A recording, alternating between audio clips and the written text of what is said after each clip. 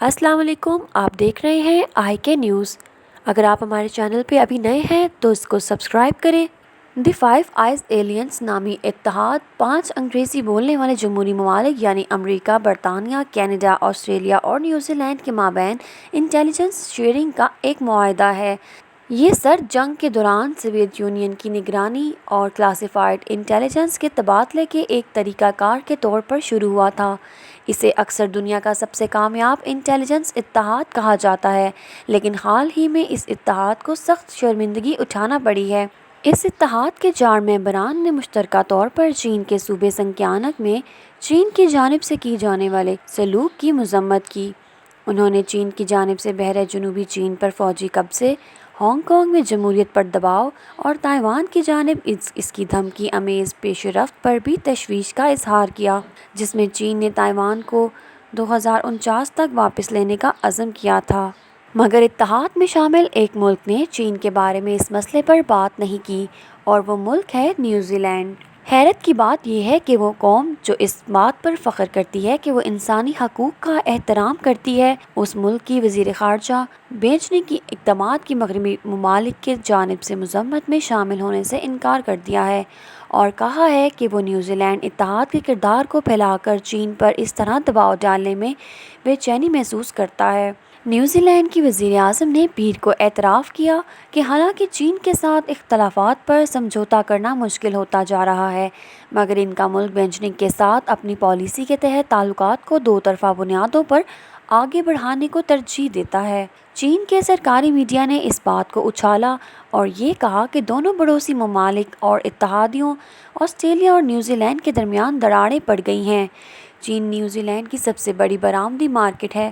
New Zealand اپنی برآمدات کا تقریباً 30% زیادہ تر دودھ سے بنی مصنوعات کے لیے چین پر انحصار کرتا ہے۔ آسٹریلیا بھی ایسا ہی کرتا ہے، لیکن یہ ہمسایہ ممالک چین سے متعلق پالیسیوں کو بالکل مختلف طرح سے دیکھتے ہیں۔ آسٹریلیا کی وفاقی حکومت نے ریاست وکٹوریہ میں ایک بڑی چینی سرمایہ کاری کو ویٹو کیا جو بیجنگ کے بیلٹ اینڈ روڈ مہم کا حصہ بننا تھی، اور جو سرمایہ کاری چین کے دنیا میں معاشی اثاثوں کے حصول کا ایک حصہ تھی۔ چین نے گزشتہ 1 سال کے دوران آسٹریلیا پر تجارتی پابندیاں عائد کی ہیں جو آسٹریلیا کے لیے نقصان دہ ہیں، چونکہ دونوں ممالک کے مابین تجارتی جنگ بدتر ہوتی جا رہی ہے۔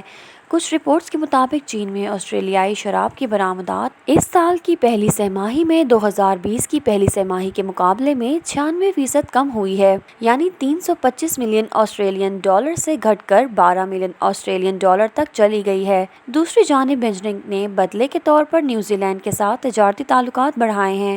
سوال یہ ہے کہ اس سب کا انٹیلیجنس شیئرنگ کے ساتھ دراصل کیا تعلق ہے؟ اس کا جواب ہے بہت کم۔ گزشتہ سال فائیو آئیز ایلینز کے اتحاد کے عہدیداروں نے سمجھا کہ چونکہ 5 ممالک وسیع پیمانے پر ایک ہی جیسے عالمی نظریات رکھتے ہیں، اس لیے ان کا اطلاق چین پر بھی ہوگا۔ مئی 2020 میں اس اتحاد نے سیکیورٹی اور انٹیلیجنس کے معاملوں کے علاوہ انسانی حقوق اور جمہوریت کے احترام کے بارے میں عوامی سطح پر اتحاد کے کردار کو بڑھانے پر اتفاق کیا تھا۔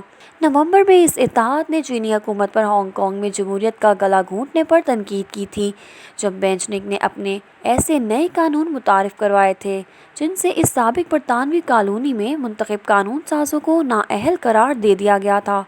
چینی حکومت کے ترجمان نے رد عمل میں کہا تھا کہ جن لوگوں نے چین کی خود مختاری کو نقصان پہنچانے کی ہمت کی، وہ اپنی آنکھیں پھوڑی ہوئی پائیں گے۔ اب 6 ماہ بعد چین کے بارے میں نیوزی لینڈ کا پارٹی لائن سے علیحدگی کا مطلب یہ ہوا کہ اس کا موقف فائیو آئیز کے کردار کو پھیلانے کی کوشش میں رکاوٹ نظر آتی ہے، جس سے کچھ لوگ یہ سوال اٹھا رہے ہیں کہ کیا یہ اتحاد مشکل میں ہے؟